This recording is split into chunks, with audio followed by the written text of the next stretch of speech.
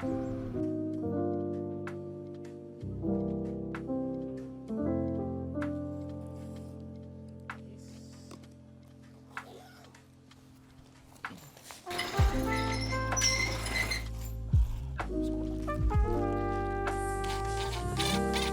all a work in progress. All those boxes will be gone soon. That's pretty much it. Now we're off to grind. Now we're off to work.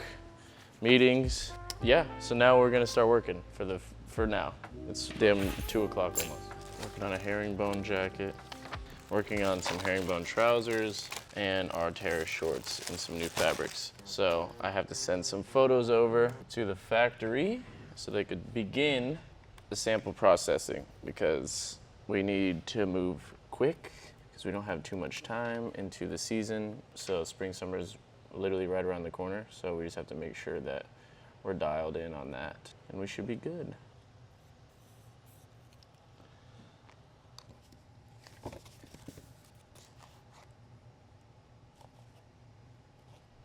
Make sure we don't cut any leather. Should be it. Let me not have that out. We got our Pearl Ivory button here. We got the ISIC. This is the big boy. We got a bag. Bro. So this is our Shearling hoodie. I'm just first time seeing this color in person. Shearling inside. Bro, this is crazy. So I am just finalizing a lot of stuff that's coming out this year. And usually you're trying to always design a season ahead, always. Now, that doesn't really happen normally because you're trying to figure out timing and collection periods and all this stuff. So I'm very happy to have this here, and our leather manufacturers are just incredible. They're literally like family to me. Wow, this is unbelievable. You always see pictures and you're like, damn, that's pretty fire. And you're like, nah, wait till you get it in person. New colorways of the Shearling hoodie coming soon. Fall, winter 26.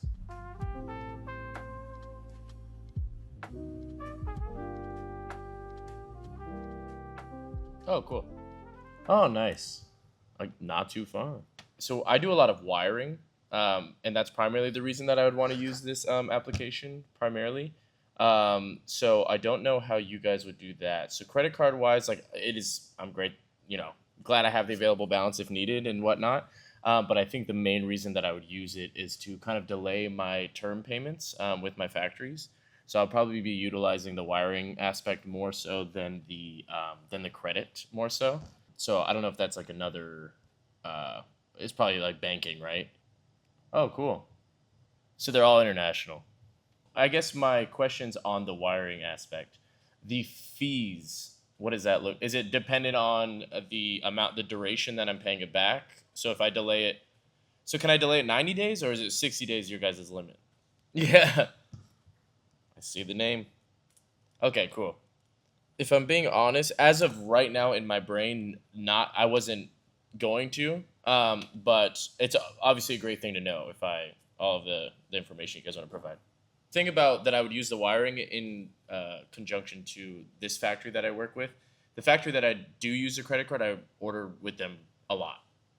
So it's kind of like 4 or 5 times a month. And they do like made to order products. So for the other ones, it's kind of like bulk shipment. I'll make the, larger invoice payment maybe like every other month.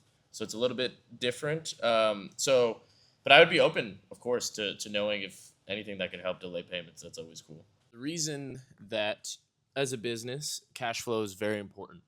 So if we can delay our cash cycles in any way, that's always great for the business. So for example, if you have a business or you work with vendors or you work with manufacturers, whatever, and you grow a really strong relationship with them and you're constantly ordering, etc., try to negotiate terms with them. So what terms is basically is we'll pay the half deposit of the products initially to begin the production cycle, the products, everything like that. And then we ask for 30 days. So what that basically means is when the products land in our warehouse, we have 30 days to pay them again the back half of that invoice. That gives us time. That gives us time to sell the products, That gives us time to, get cash to then pay the back half of that. So we never really have to touch our, the cash that's in the bank, essentially. Touch our reserves. We don't have to touch our reserves for the back half payment because we can sell through those 30 days and then hopefully use what's sold to then pay the back half, and our reserve never changes. So I'm now talking to other companies. So the company that I was just talking to, they're called Flex. And what they do is they'll give you an available balance. Obviously, you need revenue to show that you're making money as a company, everything in that regard. But I talk to them, and what they do is they will delay my payments even more. So let's say we have a $50,000 invoice. I pay $25,000 up front to start the production. We receive the products, and I have 30 days to pay that payment. Now, with this company, I could then delay it another 60 days. So in total, I have 90 days, about 3 months, to pay off the back half of that invoice, which for us is great. You want to delay your payments as much as you can. That's always going to be really helpful as a business because, again, cash flow cycles. You want to keep your cash. You want to use it when you're selling, and you can just focus on selling the whole time. And now we have 3 more months to basically make $25,000 to pay off the back half, rather than doing it right away, right when it lands, and we haven't sold anything. So overall, delaying your cash cycle is always helpful. Of course, you need to be very organized. You need to know where your cash cycle is coming from. You need to have, those daily sales that are going to drive that revenue for you if you can. But overall, it just helps. That's what I was working on. There's line of credits that are very helpful, but you don't want to be too deep into that. You only want to use it for strategic purposes. So if you do have reserves and you have those things sometimes, and you have the capital that's coming in, sometimes it's okay to use a loan or whatever to pay for the upcoming drops that are coming, because you'll pay it off and you never touch your reserves. That money is the company's, and it could stay there, and you're just utilizing your resources that are outside of your own bank. If you can delay your payments, it buys you time. It's the ultimate thing.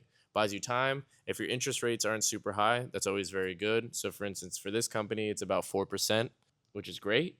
In this day and age, usually like a lot of these other loans are like 8%, 8.5%, even close to 9% sometimes. With this is really great for us. So we're looking into this and being very strategic with it.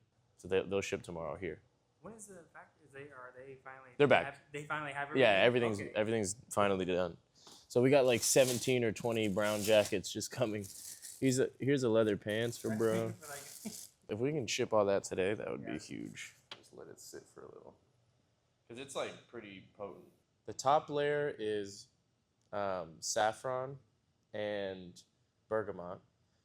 And then the middle layer is rose, jasmine, cashmere, what else? Amber. I think amber is the bottom layer. Amber and like some white musk is the bottom. The process of like developing fragrances is super cool because I sent them a playlist, and the playlist started out really like, it was all ambient. A lot of like jazz and sax, but it was like kind of like upbeat a little bit. Towards the end, it got like really slow and more intimate. So it goes from like floral and like sweeter and a little bit spicy at the beginning, but like as you wear it throughout the day, it becomes like more bergamot, musky. It's cool. So they're sending 2 more this week, which is fire. The thing about fragrances is like it's gonna take a long time before, like we'll probably come out with this like next year. It won't be this year just because I want to like dial in, like we're opening up like a mold using like Turkish ceramics to like build the bottles. Just all very intentional, which I'm very excited about. This is made from like a custom milled, really soft, 100% cotton fabric.